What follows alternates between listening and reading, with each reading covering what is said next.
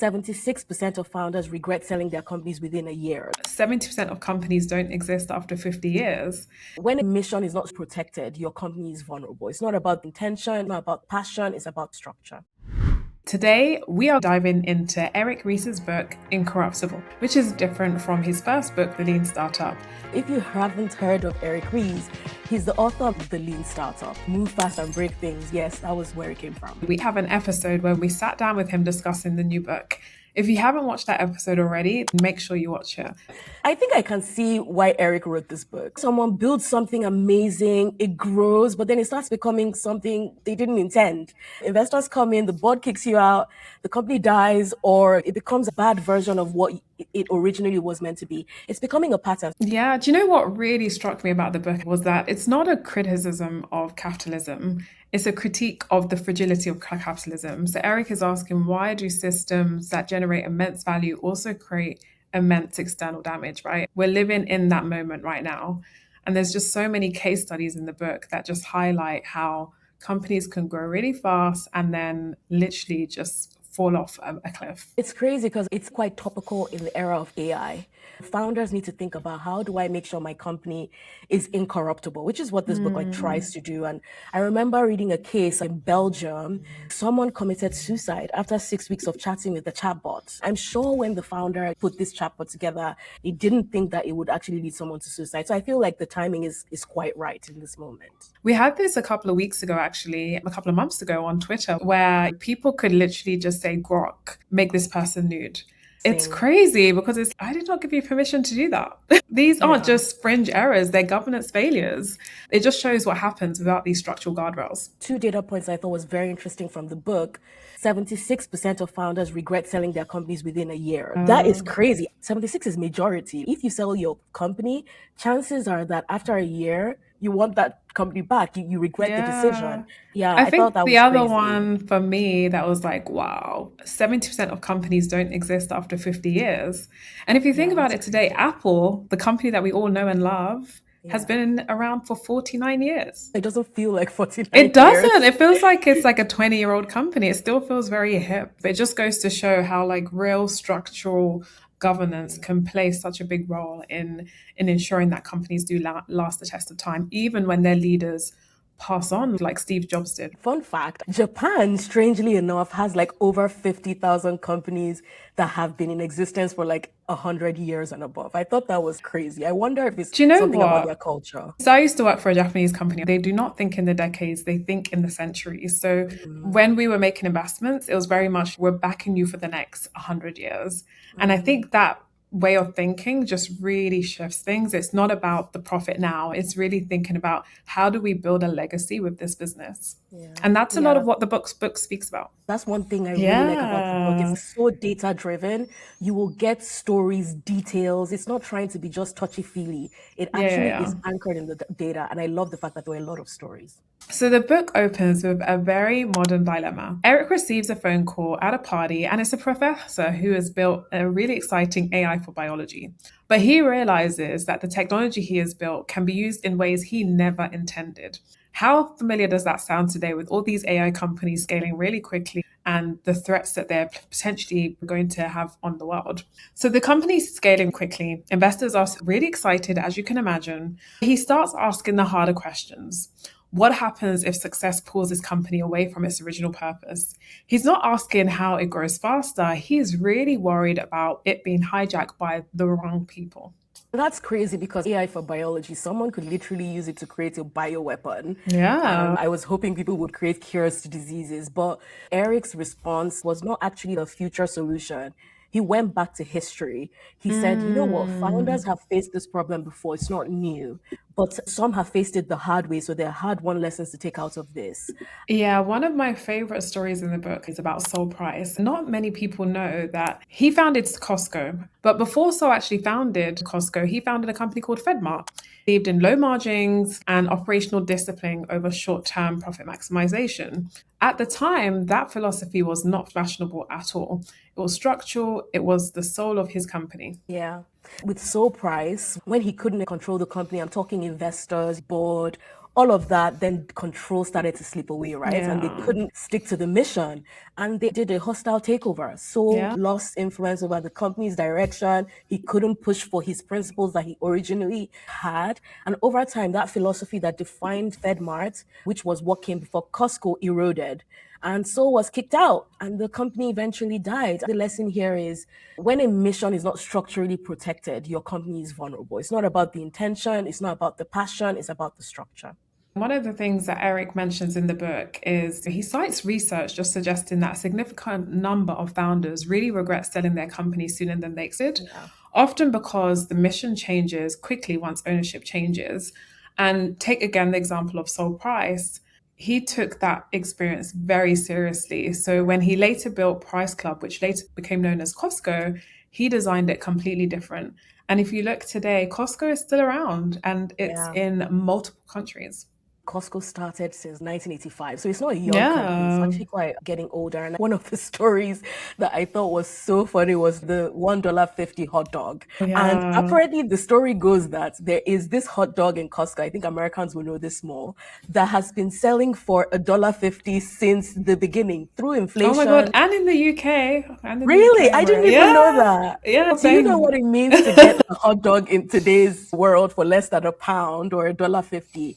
And this thing stayed through inflation, recession, supply chain shocks. The price held. At one point, Costco was struggling financially. And then someone was like, we need to be realistic here. We need to increase this price. I think he was the CEO at the time. He was like, if you raise the price, I will kill you. He was like, I Beep. will kill you. Do not raise the price. Like it was such a core principle to Costco, which I thought was super interesting. What Soul Price realized after FedMount is really profound. Culture is not enough. And so Yeah. founders often say our values are strong, but values are written in handbooks are not the same as values encoded in ownership structures. That hot dog example is powerful because it's not a constraint, it's an internal forcing function that we witnessed that stood the test of time decades later. And constraints drive creativity. When you remove the option to raise prices, you really force innovation into the supply chain mastery.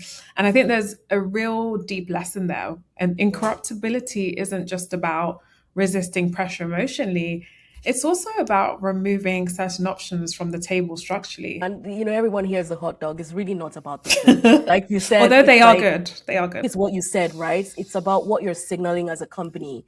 There's some things we will not monetize, and it doesn't mean that we're not financially savvy. To add to that, one caution Eric shared in his interview with us was when financial models become the lens in which decisions are made by, you risk narrowing the company's moral imagination. Yeah. Yes, numbers matter, but they are incomplete oftentimes. I think that it's very easy to be like, oh no, financial models are important, but no one's saying that it's not important. It's saying that they're incomplete. There are things that will not show up on the spreadsheet. And the real question to founders listening to this who would read the book, what is your anchor? Is it protected by culture alone? Or is it protected also by structure? Yeah, and if you would like to buy the book, you can do so online on Amazon or book outlets near you, or you could just head to incorruptible.co. And if you'd like a free copy, just fill out the form in the description. We'll send out 5 copies to the lucky winners. Absolutely. And we'll keep the information pinned. Now, another story that I thought was super interesting is the story of Matthew Prince of Cloudflare. This was a technical product, and it really highlights how technical founders can actually build mission and incorruptibility into their companies. Yeah, no, I love the Cloudflare example. Cloudflare builds internet security technology to protect websites from attacks. They're a $70 billion company, something like that. Yeah. If you remember back in 2019, there was a global outage of Cloudflare and it impacted so many of the websites that we Yeah, I use. remember. If we look back at the $1.50 hot dog example, how Costco stayed incorruptible, for Cloudflare, it's their free tier that the book goes a lot into detail about. Their decision to provide unmetered internet protection for everyone, even the users who are paying nothing. And that sounds counterintuitive, but it's a decision that has really played a massive role in the company's success. And you have to think about the financial incentive here. As a security company, when a massive cyber attack hits, conventional thinking can be like, this is a monetization opportunity. That's why we're here. Let's make money. Spreadsheet Yeah. is saying demand is up, traffic is spiking. Let us charge a premium for protection. It's like the ultimate surge pricing moment, but they did the exact opposite. They were like, nope. And here's the most counterintuitive part. This wasn't just a moral choice, it turned out to be a sound financial decision. Yes, in the short term, Cloudflare took a massive financial hit by eating those bandwidth costs. It was scary, and they wondered if they had made the right decision as revenues actually dropped. But in the mid to long term, by making the internet safe for everyone, they effectively increased the total market size of the internet and gained trust for their customers, employees, and the wider public. That is the case to make in the moment when things are tough, right? Because now more people online means more potential customers in the future. Then you might not have seen that. They chose to grow the entire ocean instead of trying to squeeze out the people already on the boat. If we make a parallel back to the hot dog, it forces the company to find its margins through technical innovation, not by exploiting a customer's moment of crisis.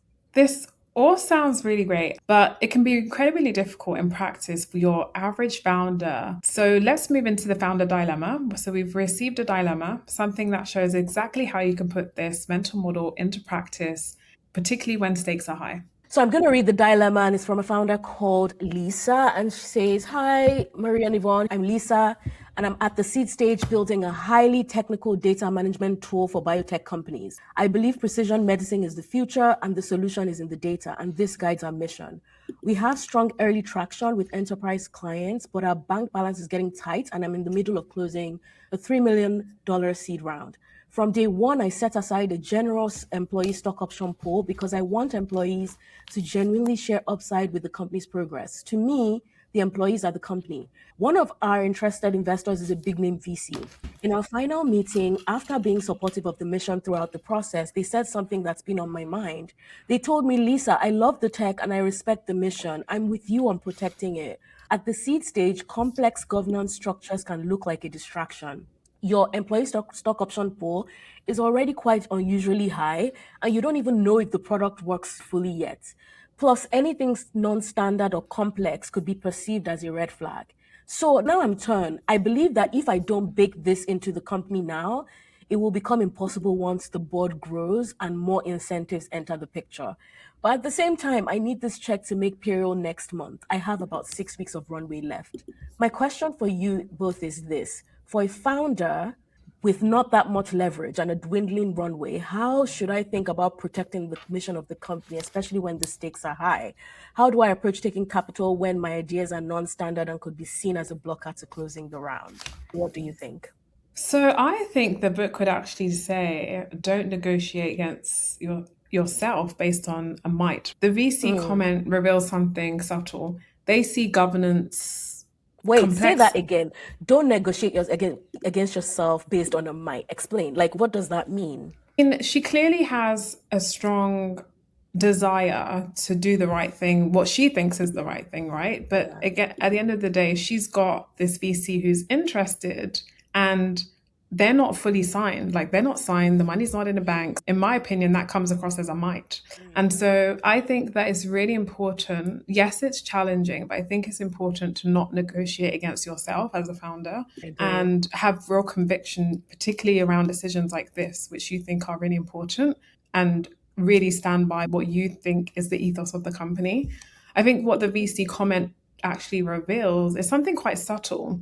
They see governance complexity as friction, whereas Lisa sees governance as DNA. And that aligns with the book. And the tension isn't about the ESOP size, it's about the philosophy. The hidden Mm. cost isn't misaligned capital, it isn't dilution, it's actually the psychic energy. Yeah. And It's I like the think this vibe, is it's like the energy. Yeah, I see that. yeah, and I think every misaligned board member extracts cognitive tax from a founder, but we also have to be quite pragmatic. If survival is at stake, live to fight another day. However, document your intent, and intent is what protections you can essentially. And treat this round as a bridge, not a philosophical surrender. And I say that because I think a lot of founders feel like when they go into these round conversations, they have to compromise because they're thinking the power dynamic is with the investor, but actually, you actually hold a lot of power as well. And if something truly means a lot to you, then Mm. just don't underestimate how much leverage and clarity that your ethos and what you truly believe in provides to the company itself.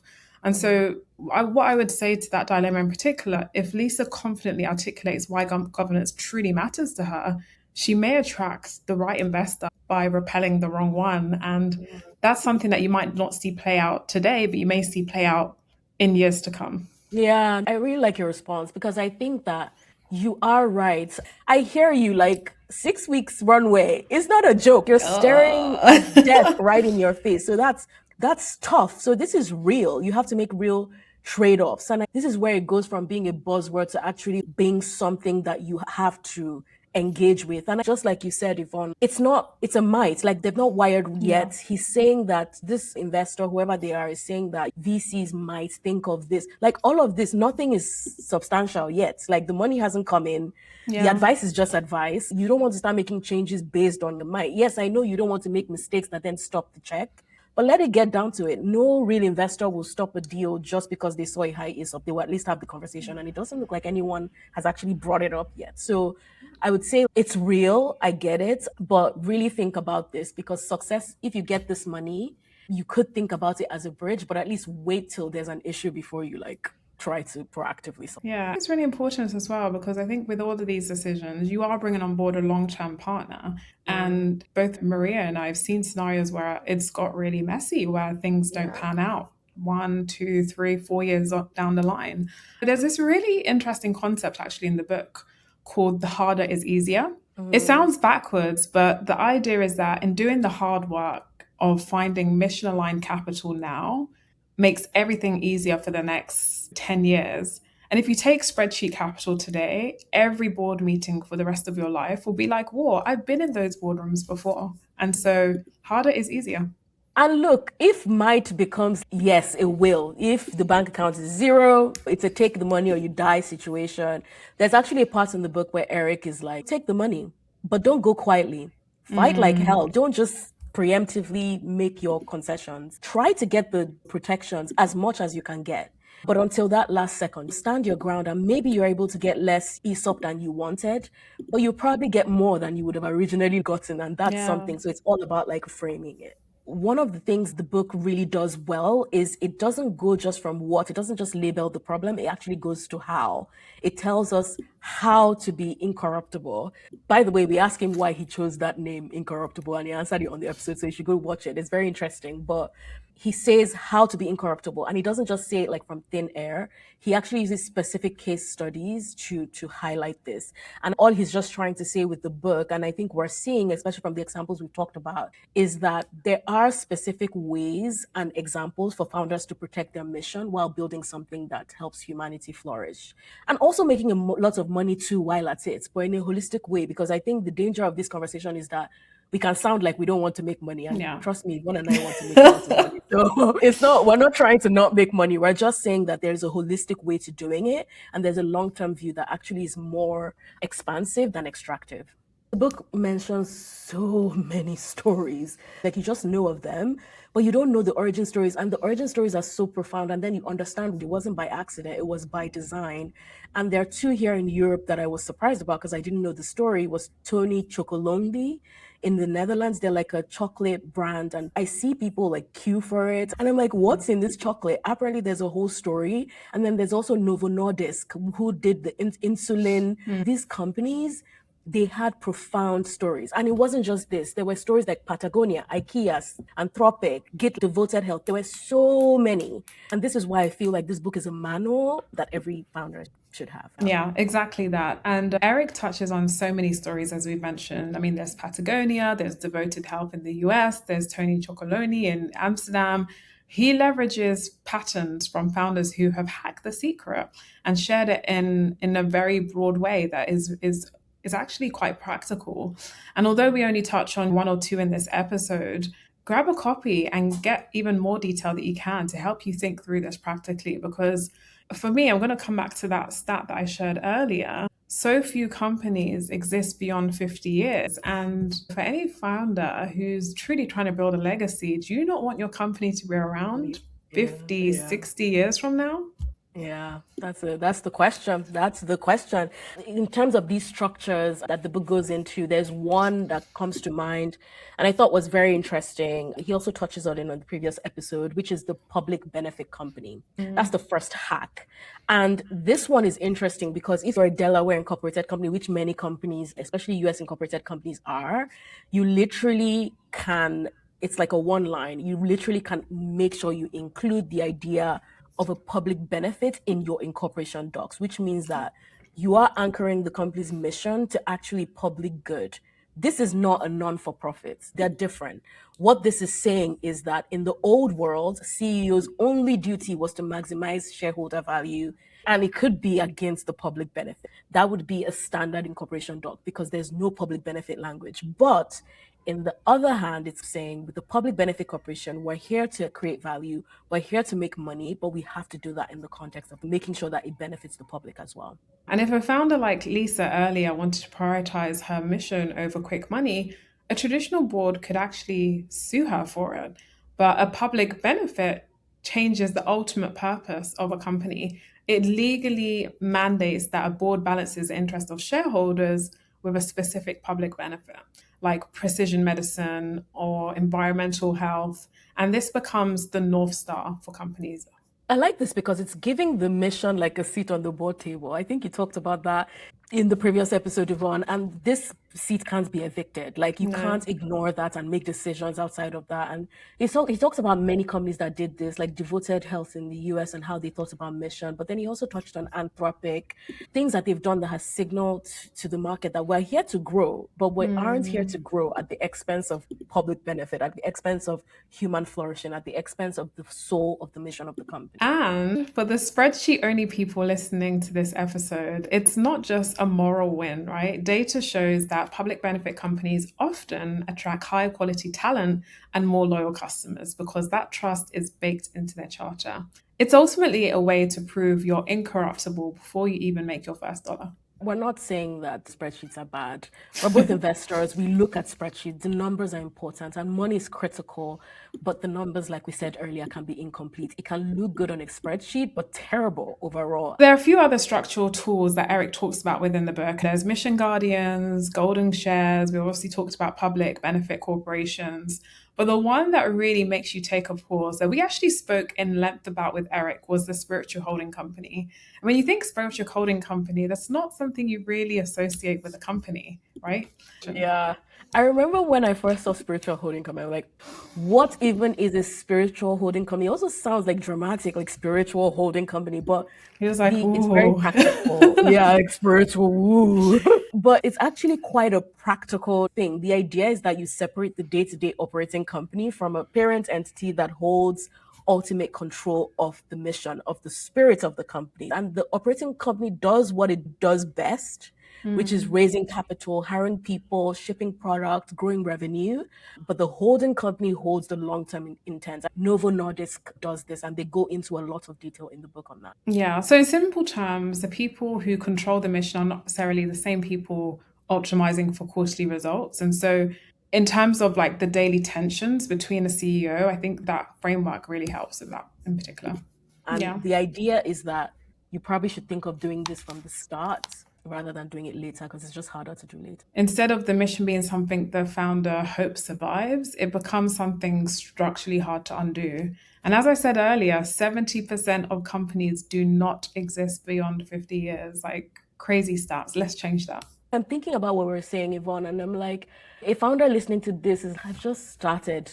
I don't want to think about all these things. It's extra cost, it's extra money. It's not really the PBC, for example, is one line. You just need to tell whoever is incorporating it to do it.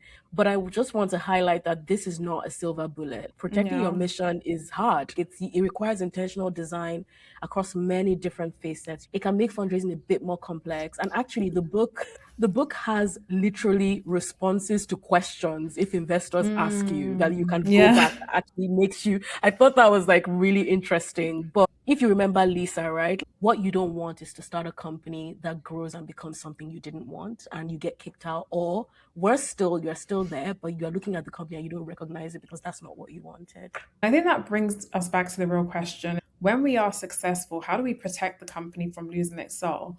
And actually, in my previous fund, what we used to do with founders is actually say, 10 years time, what does the company look like? What are some of the challenges you expect to face? And we used to call it like a wiki lab.